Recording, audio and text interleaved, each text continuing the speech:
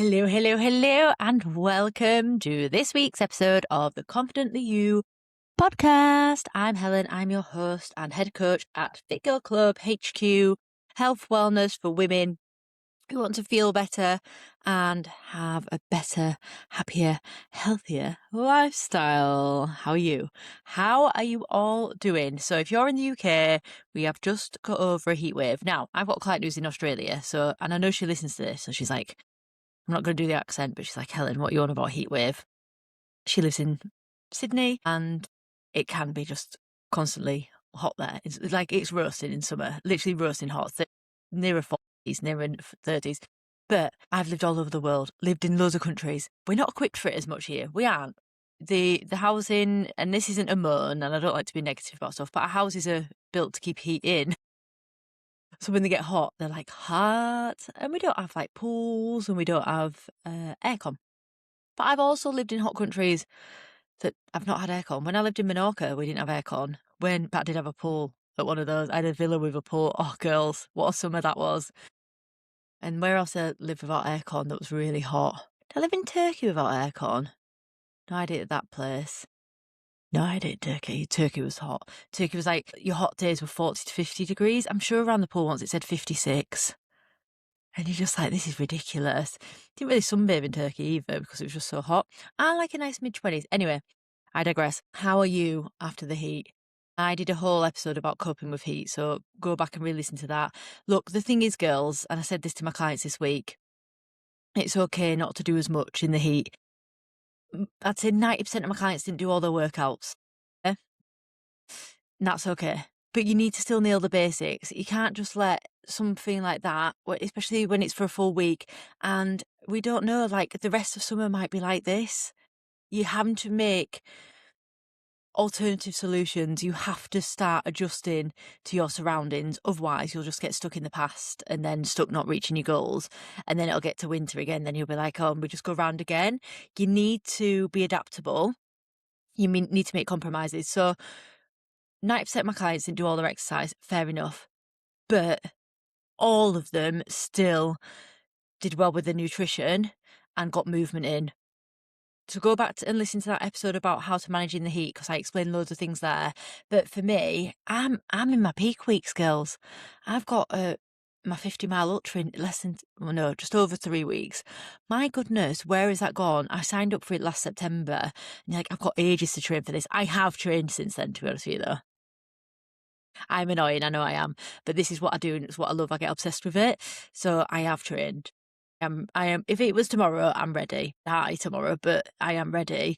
But I'm in peak weeks now, so time on feet I'm doing. I did over 10 hours last week and some strength training as well.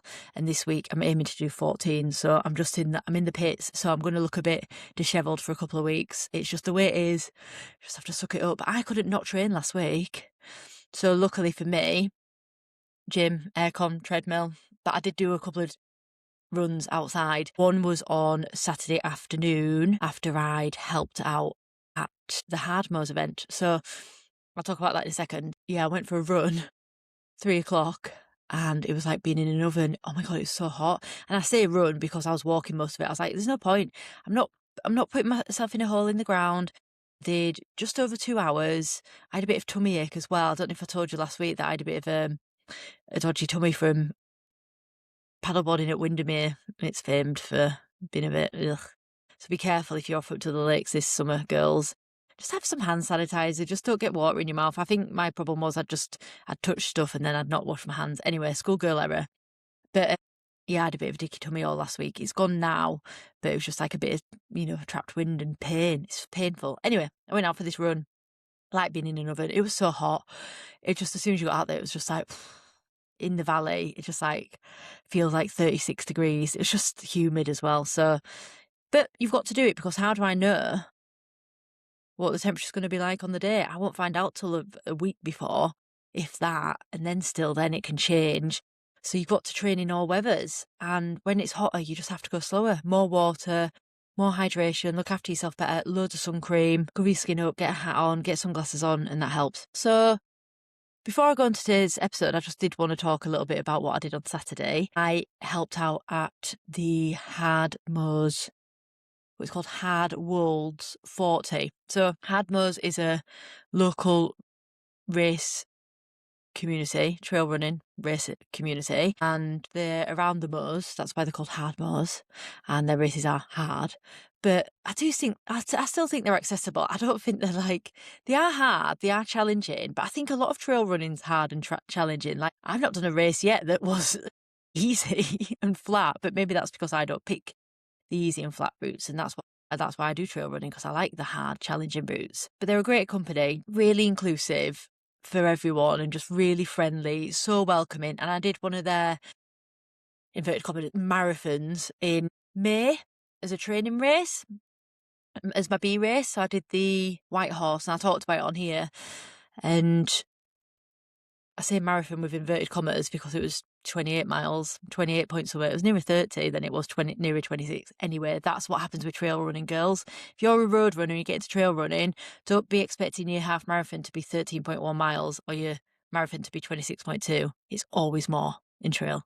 Always. So I really enjoyed it, and I enjoyed that day, and I enjoyed the community. So I was like, oh, I want to help out. And they'd asked for volunteers, and I was free on Saturday. So I said I put my hat in the ring, and I said, oh yeah, I'll help out. So I went and volunteered at a little village hall in a little town in the Wolds, which I've been to before. I've run from there a few times. It's called Millington. It's absolutely stunning. Absolutely so cute. And it's got lovely walks and runs all around there. Beautiful countryside. And the runners, the participants were running. It's Hardwolds 40, right? Get this. And it's 47 miles. You should call it 50.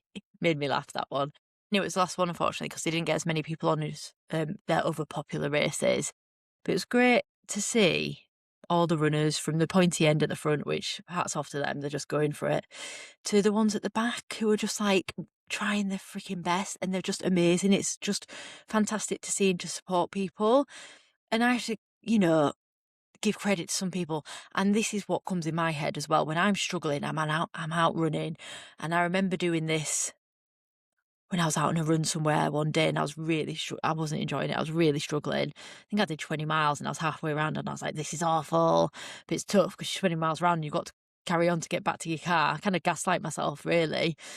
And I was telling myself, well, you've got legs. You're lucky you've got legs. Come on. Well, there's a guy, an old gent.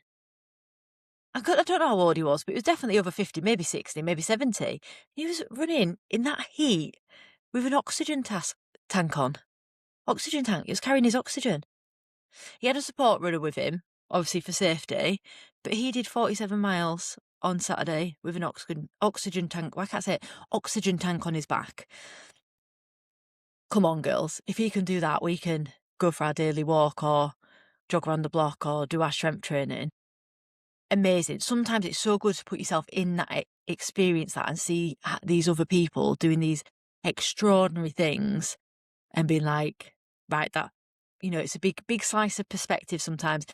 And there's people all over the world doing amazing things, and people that you don't hear about doing amazing things, not just running, but in all different sports and abilities, and people with disabilities. And it does really bring it back for me.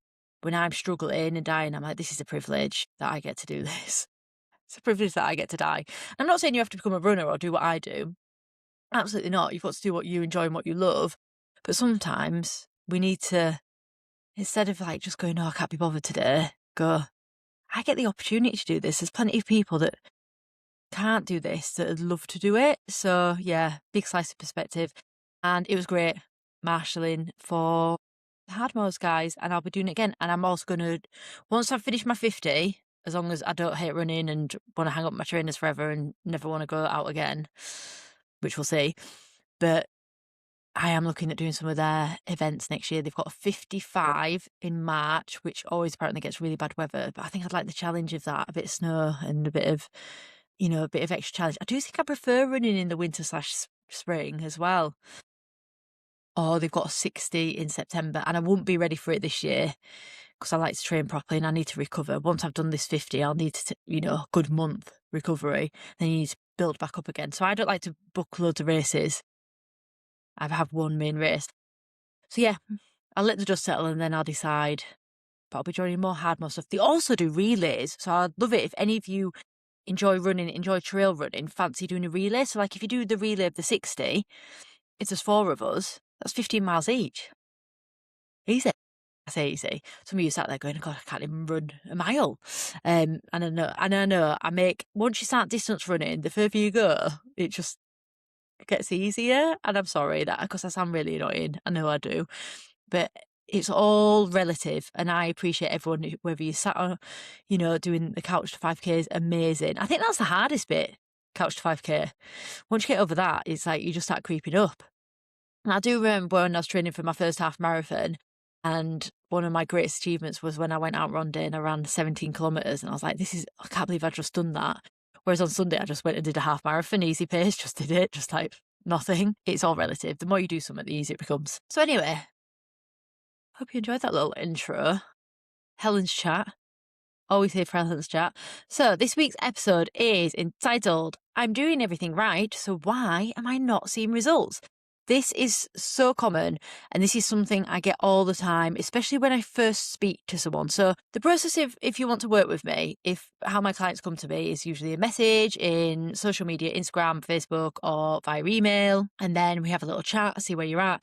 And then we'll book a call because it's important for me to see, one, talk to you, see that we get on, see what you're struggling with and see if I can help you. And I'd say 90% of the time, people will say to me, I'm doing everything right, I'm just not seeing results. Or I know what to do, I'm just not seeing results. So if this is you, I want you to know that you're not alone. But here's the thing, most of the time you're doing lots of things right, just not necessarily the things that get you progress. And this is different for everyone. And I'm not blaming you. And the problem is as well, this is the issue with social media sometimes and all the information we have out there. It's that there's so much information out there now that you're just following loads of different things or loads of different information. And it might not be the right thing. You might think it's the right thing. It might not be the right thing. So first point of this is, instead of looking for blame, I want you to start becoming your own detective. This is what I do. I'm a really good problem solver. This is why I love coaching. I love getting a new client and looking at every aspect of their life and going, where can we make improvements, or where can we make a change, or what's not quite working here for you, or where can we improve this? So that's what I do. And that's what I really enjoy about my job, is like picking on little things and going, pulling on threads and going, have you thought about this? Or have you thought about that? Or have you thought about the other? And then working on solutions and sticking with it. So firstly, you need to look at your own life and be like, are you consistent? Number one, because if you're not consistent, then you're never going to get results. A lot of the time I'll get clients and they'll either do a week or 2 weeks or 3 weeks and be like, I'm not seeing results. And I'm like, yeah, you need to do this for a long period of time. I've got clients, 2 ladies who've been working with me, one's for a year and a half and one's for over a year. And they're still not quite where they want to be, but they're coming to the end of the journey now because they'll be fine on their own. They've like, it's set in stone. They are not going back to who they were before. These things take time. My program is a minimum of 12 weeks, but ideally you're with me for however long you need to be. Unfortunately, what I've seen a trend at the minute is with weight loss injections and these quick fixing things, people are losing body fat really fast. Like it's like dropping off them. And people are seeing that and going, but they're getting it really fast. But please remember this, girls. Majority of the time, people that use like extreme measures, extreme weight loss, if they're not solving the root cause problem, once they come off that medication, which none of you should want to be on medication for the rest of your life because it's not natural, you shouldn't have to be on that. Body is naturally functioning. It's a means to an end, and I can't go into weight loss injections, but it's a means to an end. I understand why it's there, and it does serve a purpose, and it's fantastic for some people, especially if you're borderline type 2 diabetic or type 2 diabetic or have health issues, or you're morbidly obese or you're really obese, right? But for most people, taking these injections is a quick fix to get skinny, lose fat, and you're losing your muscle definition as well, and your muscle mass, sorry. And obviously then your bone density, which is causing brittle bones and all these other things, and you get gaunt because you've got no muscle. But as soon as you stop these things, like as soon as you stop any fad diet, you'll gain all that weight back and more, and then some. And then it'll be rinse and repeat. Oh, well, what worked? Back on the injections. So you're just putting your body into this malnutrition, gaining back fat, losing all the fat, gaining back fat, losing all the fat. And that is how you mess up your metabolism. seriously, and you've got no muscle, so you've got nothing keeping your bones strong, and you're malnourished most of the time because a lot of people that are on the weight loss injections that aren't having lifestyle change as well, but they're still eating crap. And you're not looking after yourself. You need to look after your body. This one body we get. We need to look after it as well, girls. Anyway, I went on a bit of a tangent then. But unfortunately, what's happening is this trend of seeing people losing fat really fast and get really skinny. And you're like, why am I not doing that? Why is that not happening for me? We have to manage your expectations, and you can't undo years of bad habits in 3 weeks. It takes time. You have to stick to things consistently, and you have to believe that it will work. I actually don't work with women that look for quick fixes. I actually refuse to work with them. And if I've got a client who says a size 16 and wants to be a size 6, I also refuse to work with them as well, because it's not what I do. I want you to be healthier and happier. And just aspiring to be skinny isn't going to make you healthier or happier. So you need to be consistent, but not just for a few weeks. You need to you're in it for the long run. This is lifestyle change. It's not a diet. You need to make peace with it. This is you're turning into this different person. You are transforming into your version 2.0. You will be healthier and happier. It will take time. Trust the process and enjoy the journey. It's the fun part. This next one used to happen to one of my clients. So I shared a story recently. It's one of my clients from a few years ago who's still a very good friend of mine, Carla, and she lost 50 kilograms. Like, she changed her life. She became a different person, and she transformed into that person that she still is today. And she's amazing, and I absolutely love her. And she's a wonderful person as well. But when she was working with me, I remember after a few months, she was doing really well, but she was struggling a bit with stuff. And I was like, talk to me about your week. What's happening? You seem to like, you're all right during the week and the weekends are going off piste. And I was like, what are you planning in what you're putting in your weekend plan? She was like, oh, I don't plan my weekends. I was like, yeah, number one. It was like it was like a low hanging fruit, but when I say it out loud, it sounds so obvious, but some of you are still doing this. You will plan your Monday to Friday meticulous. Get up at 6, walk the dog. This is my day anyway. Eat my oats, go to work, salad for lunch, do a workout, home from work, fish and veg, yogurt, early to bed, perfection. Weekend, fuck it. Sorry. I swallowed for a while, but that's literally what it's like. It's like Friday night. Should we get a takeaway? Yes. Should we get wine? Yes. Should we go on a bender all day Saturday? Yes. This used to be me, by the way. Should we eat everything in sight on a Sunday? Yes. Should we not work out or do anything? No. Should we not walk? No. Should we not go out the house? And some of you as well ask me why you're anxious. That breeds anxiety. That makes me feel anxious just thinking about that. So what you need is compromise. I don't want you to be rigid, strict, restrictive. Weekends, I love for a little treat. I will have treats, but I also will still have a routine. I might have like an extra hour in bed, but most of the time I still get up at 6. I'll definitely still go for a walk. I still work out. Some of you won't want to work out, or you're busy with family or friends, or, it's hard because usually that's when a lot of people socialise. But you need to plan your weekend. So say you've got a meal out on Saturday night, you put that in on Saturday. You're doing this on Monday or even Sunday before. And this is what I get my clients to do. And this is what works perfectly. Right, I've got a meal out next Saturday. Right, send me the menu. What do you want off that? Oh, I really fancied this or this. Oh, it's my birthday. I'm going to have this. Yes, have anything you want. Enjoy. Have a night off tracking. Do what you want. Okay, what about the other 2 meals of the day? I hadn't thought about that. Well, you're going out for a big meal, so you need, fruit and yogurt for lunch, and maybe egg sandwich, fruit and yogurt for breakfast, and maybe like egg salad sandwich or something for lunch, and an apple and some Baby Bells. So you're not starving yourself, but you're also not having like excessive amounts. You're not having a full English breakfast followed by an all-you-can-eat buffet and then a meal out. It's this excess that causes the problem. And once you can rein it in from that excess and start enjoying stuff a bit more. I think what's happened is we've come to a world where everything's at our fingertips and we can eat anything and anything we want. We've got Deliveroo, we've got Tesco Whoosh, we can get anything 24 hours a day. It's this excessive consumption. Whereas if you start saving things for special occasions, I promise you will enjoy them more. Eating chocolate and, bars of chocolate or boxes of chocolate every day. Having some really nice chocolates once a week or once a month, or making a cake and having what's your favourite cake, saving that and having a slice of it, every couple of weeks for a special occasion. I promise you it tastes better. We have this excessive overconsumption of everything. Like, think back to when you were younger. And I know some of this breeds into like restriction, but when I was younger, we didn't have much. My parents didn't have as much money then. We never had treats, and I used to hate my parents for it. Really, sorry, mum, dad. Now I'm older, it makes me realise that it was more when we did have stuff. It was more special and special occasions. I used to go to my grand's. She always had cakes a day. You know, things like that. It just like made it really special. Maybe that was too restricted, things like that. But we didn't have it then. We didn't have deliveries. We didn't have takeaways. We didn't have these things you could have constantly. I think our world, unfortunately, it does make it really hard for losing fat and staying healthy because it's there at your fingertips and it's really easy to just go, oh, should we just get a takeaway? Or can't be bothered, should we just do this?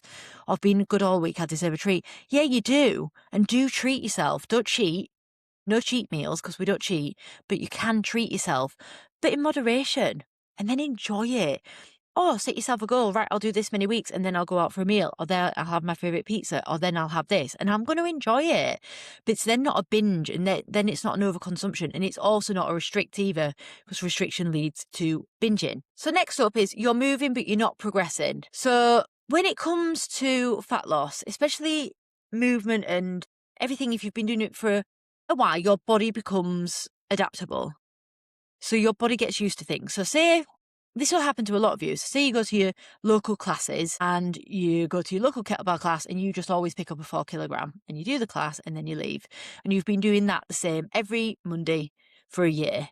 All right. You're not progressing because you're just doing the same thing. Your body's adaptable. Your body's like, I'm used to that 4 kilograms now. It's like, easy. I bet it feels easier. You then need to progress.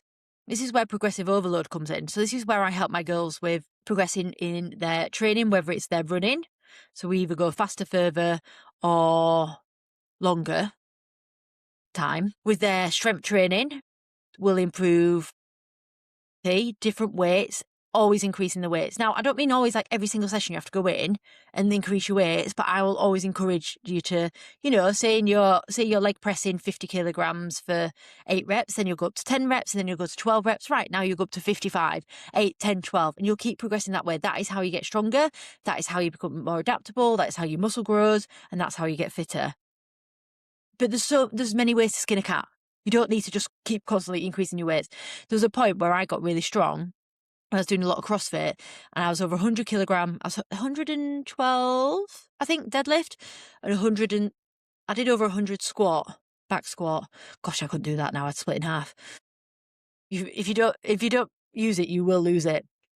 But there's a point where it goes that I got up to that and then I was like, right, what do I need next? Because I needed something more in my life.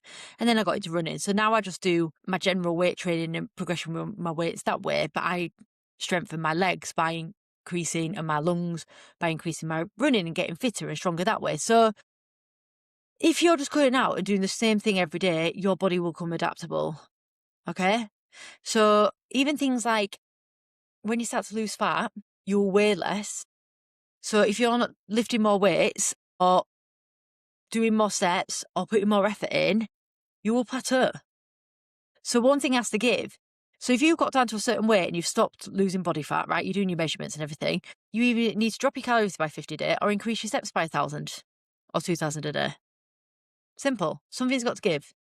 Or make your workouts more challenging, longer, bigger finishers, add something more of a challenge in. Like if you've been weight training for a few years, adding something in like either a challenge to do a push-up, a pull-up, joining a group or a class, or CrossFit is great, doing a high rocks, doing a local competition. There's local ones you can do as well. You don't have to join, do high rocks. Apparently they're really expensive now, like high rocks and stuff like that. I did them when they first started, by the way, if you didn't know. By fluke. Before everyone even knew what it was, high rocks. When I went to my old CrossFit gym in Scarborough, they're like, oh, we're doing high rocks, you want to do it? I was like, yeah, okay. And went and did it. And then we did it again. And then I was like, never again. I would like to do it again now, but too expensive. No, thanks. So your body adapts. So you need to move with it and change with it. And you need to challenge it and make it fun as well. But your calories have crept up is the next one. This happens a lot. And now I see this a lot, right? So I've got a client who's been with me, say, for 2 months, and they've been tracking everything, nearly seeing results. And then they go, and they'll literally, I'll get to the check-in and go, you've not tracked this week? And they're like, yeah, but I know what I'm doing now. So, and I'm like, I've been a coach for 7 years, right? 7 years. I've coached hundreds, if not thousands of women. After 2 months, you do not know what you're eating. And you can't go into intuitive eating just yet. It is a long-term goal, and I do recommend it for everyone. I intuitively eat now. I can eat, and I'll put on a little bit of fat, and I'll drop it again, and I know what to do. But I've been doing this for 10 years. To get to your first goal, I always recommend track all the way down to your first goal. Then learn how to keep it maintenance. And then once you've learned to keep it maintenance, then you can stop tracking and intuitively eat. Then you can always jump back into tracking. You're not feeling if you have to jump back into it after a holiday or an occasion or a time off or something's happened. Fine. We're not expecting perfection even after you've got to your end goal. But whilst you're still getting to your end goal, I guarantee if you stop tracking, things creep in. Tracking is just a way of being accountable. Now, if you really, really, really, really don't want to calorie track, at least keep a food diary. Write down absolutely everything goes in your mouth, including you have to weigh things, okay, like oats, pasta, cereal, things like that, because they will creep up. One of my great clients at the minute, she is doing fantastic, but then she's like, my measurements aren't moving as fast. And I look back through everything. I look back through all the data, and I was like, and she did have a week of tracking as well, but I think she just had a really tough week at home with the kids, and I think it's half term and everything going on, just like life sometimes. And I was like, what's happening? Let's look at everything. I was like, look, from my end, I can see when you're tracking everything, you're in a deficit, you're going to the gym, when you're moving, you're doing things, this is really well. Your measurements don't match your efforts. So what's the disconnect? Anyway, she's come back to me, really honest and accountable, which is good because you have to be. You're only lying to yourself. I don't care. Like, my goal is to get you results. If it's not working, I'm just like, something's got to give it, or I've got to drop her calories lower. And I didn't really want to do that with this lady. Anyway, she's come back. She's like, I've realised I'm nibbling. Giving the kids a pack of crisps, I'm having one out of it, a few chips off the plate, a few this off this, a few that off the other. And I was like, right, you need to start tracking that as well. And being stricter with, I hate food waste, but those last 3 chips can go in the bin. If it's a full meal, wrap it up and I'd be giving it back to my child the next day. Obviously, I don't have kids, so I've never been in that predicament, but I would be that mum. Or I'd have it, or actually Martin would eat it if we had kids, because Martin eats anything. So I'd wrap it up and be like, Martin, there's your lunch the next day. He'd be like, oh, great, leftovers. But it's a case of looking at everything, and are you being really honest? I've worked with about 3 women in the past 7 years out of those thousands that have been like what I call like medical marvels, that we tried everything under the sun and it just didn't work. One lady did have kidney disease though, so that's why she just couldn't lose fat. Another one I'm working with at the minute, and she's doing really well, and it's just taking time, but she's had problems with her metabolism over the years, and that was due to some medication she was given a few years ago. So, and we are working on that. And then another lady, her hormones, wow, she had a lot of issues with her hormones. So if you're just an average person, being in a calorie deficit helps. Now you're thinking, yeah, but Helen, this little light nibble here, nibble there, it's just an extra apple, a bit of cheese, a glass of wine. I think an apple's 100 calories, a nibble of cheese can be 100 calories, and a glass of wine can be 200 to 300 calories. That's 500 calories gone. And that's a tiny little bit. That's your deficit done. Deficit gone. It's so easy to get out of a deficit. And I think people don't realise how easy it is to just slip over. So you just have to be accountable. If you're trying to lose body fat, you just have to be rigid with it for the first, till you get to where you want to be, just really strict with it. Tracking absolutely everything. You can do so long and then have a week off. And I do this with all my clients, whether it's a holiday or a birthday, or they just need a week off. Fine. Just know that you're going to put a bit on back then, or you can go to maintenance if you just want to have some time off it. That's okay. But whilst you're doing it and getting results, you have to put everything down, everything. One of the best tips that one of my clients uses, and it's one of the best things you can do, is track the night before for the next day. So the night before, you put in everything you have in the next day. And these people are usually the most, no, take that back, because they're not the most successful, because a lot of people are successful as well. But everyone that does this is successful. So they put it all in for the next day, and then all they have to do is, next day, is eat what's in the tracker. And that's it. I've got everything there. It's like it's already written out for you. It's like a meal plan pre-written, but you've done it yourself. Okay, the next one. You're relying on scales. Now, stop it. Stop it. If you want to weigh yourself, you're allowed to. My clients sometimes, bless them, are like, oh, Helen, sorry, I weighed myself. I'm like, no, that's fine. You can weigh yourself, but just, I don't recommend it if it has, one, a negative impact on your mood. So, for example, you jump on the scales, woohoo, I've lost a pound, I've had a great day. Next day you get on, oh my God, I've put on a pound, what have I done wrong? I'm useless, but I can't believe that, I'm not going to have a shit day. That's not healthy. if that's affecting your mood, outlook and day. And then the other one is if you're obsessive over it, like getting on and off again. Because I've said this many times, but I love to repeat myself, so I'll say it again. The scales are not an accurate representation of fat loss. Fat loss. Scales are weight, not fat. Fat loss is measurements and, well, not even the scales. Don't come at me. Not the scales that even say your body fat percentage. No. How can they do that? How can you get on a scale? How does it know that? It doesn't. There's one really, really accurate way of getting your body fat percentage. And I think you have to go to London. You get into like a bath of like water and it disperses it. And then the second way is like calipers. So these are things you get in the clip. They clip on your skin and they pinch your fat. Did anyone watch Clarkson's Farm? Where he was, the cows, so sad. But the lumps, they're calipers. And that's what you do is fat, you test it. That's still not accurate either. And the way I get my girls to measure is measurements. Hips, belly, bust. Your measurements go down. Do it in centimetres every week. Sometimes they won't move off any. I also started getting everyone to do their bicep and their thigh as well. But they won't go down every week. But keep a track of it. Keep a log.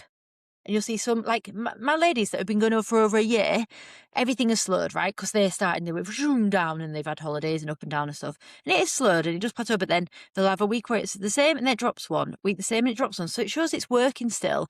Yeah, I could say, right, let's drop another 100 calories or something, but then they'd be miserable and they're not rushing to get there. They're happy that they're healthier. They both train now and they never used to. They're both fitter. They're both stronger and they're both in their 50s, maybe even 60s, one of them. That's the aim, girls. Be happy with where you're at and the process. Also, I get everyone to measure any strength gains, PBs in the gym, any running. One of my girls who worked with me last year, she's one of my before and afters that I always share, Elizabeth. She's been on this podcast. She finished up with me last September. She still does a training program with me. She's an absolute beast. She's so strong now. And she's just messaging me to say she's on the couch to 5K and she's just run her first 5K. In 30 minutes, by the way, can I just say? For a first one, unreal. Clap, clap, clap, clap, clap. This woman didn't used to do 2,000 steps a day. So in 2 years, she's gone from sitting on her ass, sedentary, size 16, to size 12, weapon, really fit, really strong, running 5K. What more could you want? How amazing is that? We look at as well, have you got more energy? Has your sleep improved? Sleep is a massive one.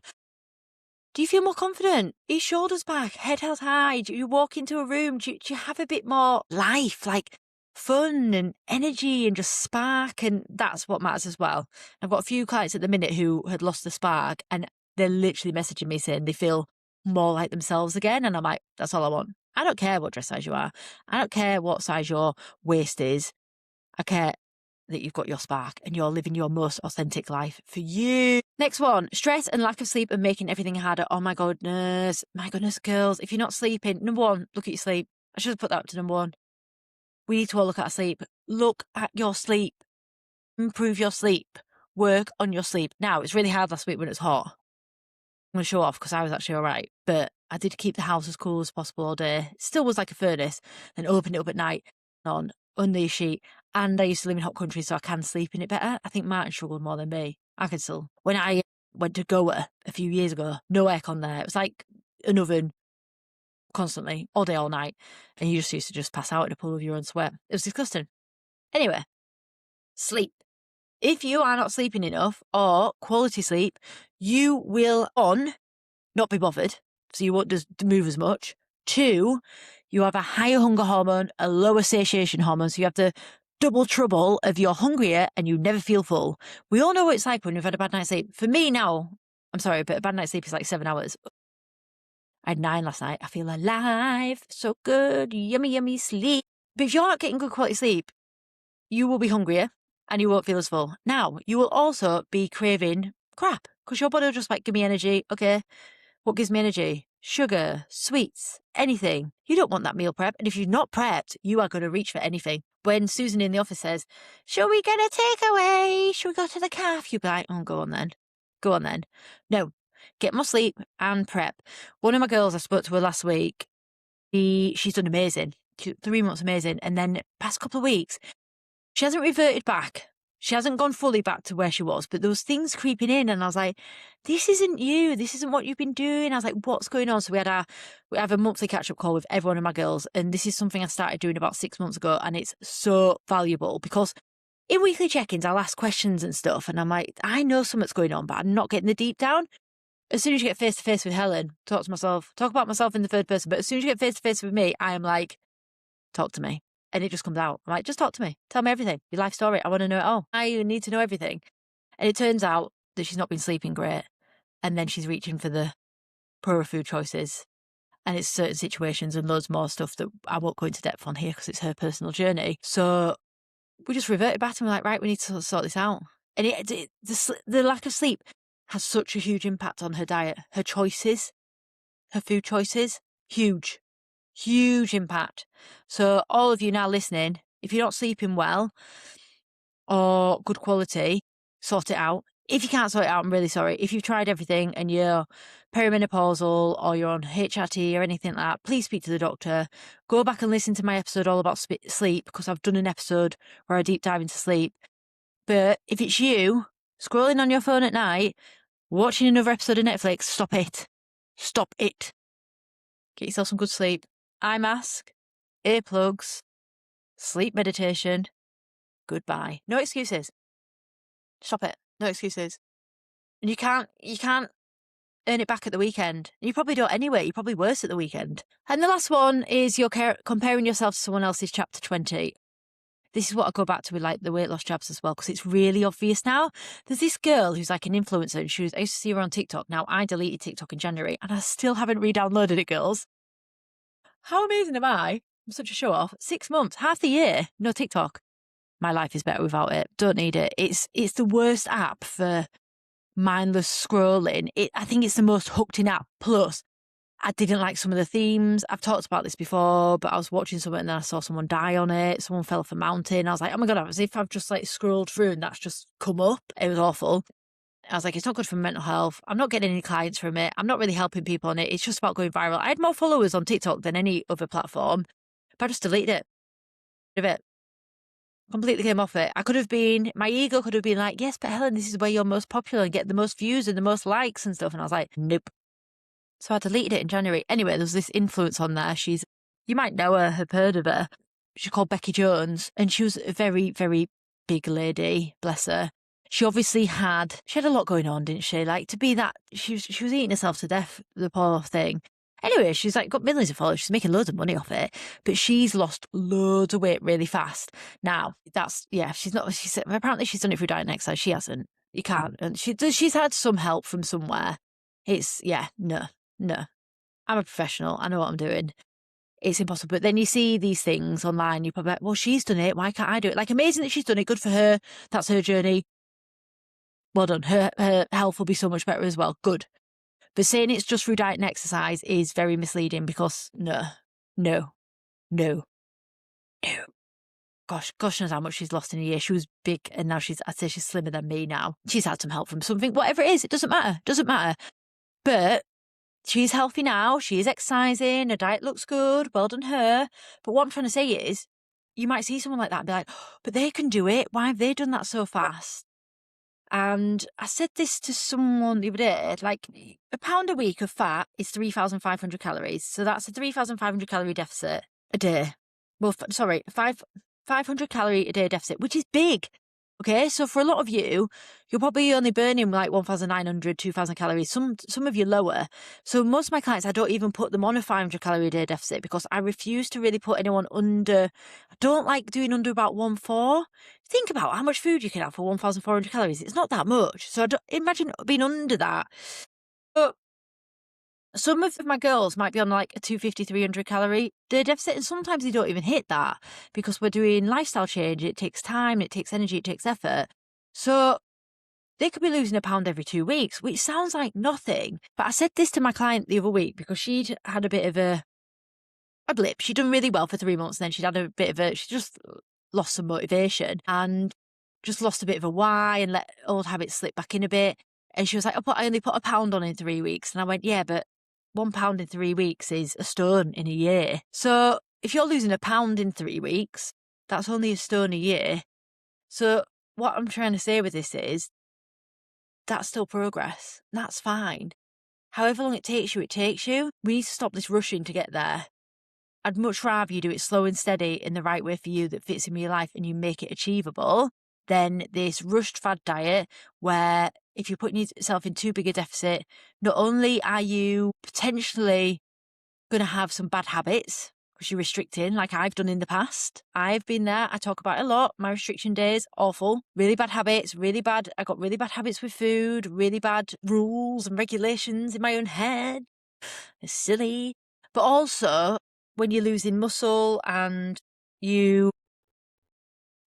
are becoming malnourished as well if you're in a massive deficit. So the balance has got to be right for you, like tipping those scales. So just make peace with like that it might be a bit slower. But as long as you're doing everything right and you're healthier and happier, who cares? That's all that matters. So I'd stop asking yourself why this isn't working and start asking, what's the next smallest thing I could improve? So can you get another 1,000 steps a day? Get yourself a walking pad. One of my girls, walking pad, Emmerdale. Off she goes. I love it. She's like, watching Emmerdale, I'm doing walking pad. You do about 1,000 steps in 10 minutes on average. So walking pad, go for an extra 10-minute walk, 30-minute walk. Start small. Don't try and climb the mountain in one go. One step at a time. Fat loss isn't a giant breakthrough. It doesn't. And lifestyle change isn't. It's tiny little adjustments, step after step. To go back to Elizabeth, came to me, felt lost, felt stuck. Size 16, right? Diet, worked on a deficit. She went to 2 fitness classes a week. Started walking. When she first did 10k steps, because I set a challenge to do 10k steps, she got injured. She pulled a calf muscle because I got to do 10k steps. A 10k walk, 1 kilometre. And she'd never done that far before and she got injured. And now, look at her. Gosh, when did she start? It'll be a year and a half, maybe a little bit longer. Nearly 2 years, actually. Size 12. Lifting heavy weights, five times a week she does. She does 3 with me and she goes to 2 classes. And now she's done couch to 5k. 2 years. So don't think of things instantly. And I know we want quick fixes and we want it now and we want everything, but if you do it right, you'll have it for life. If you do it quick, you'll put it all back on. Guarantee. Because you're not changing your habits. So this week, instead of saying, I'm doing everything right, ask yourself these 5 questions. Am I tracking honestly? Am I eating enough protein? Am I progressing with my workouts? Am I challenging myself? Am I sleeping well? Have I actually been consistent for at least 6 weeks? Talk about 3 months. Go 3 months first, and I mean consistent. Are you doing your measurements instead of relying on scale weight? Are you being kind to yourself and not comparing yourself to others? Ask yourself those questions. And if not, hopefully you found the next step with this podcast. And if you still need more help, you can message me on Instagram at fitgirlclub.uk. I said .co.uk, but that's my website, fitgirlclub.co.uk, or comment on here and I'll get in touch with you. And let's have a chat and see how I can help you to finally get you those results that you deserve. Okay, have a great week. See you soon.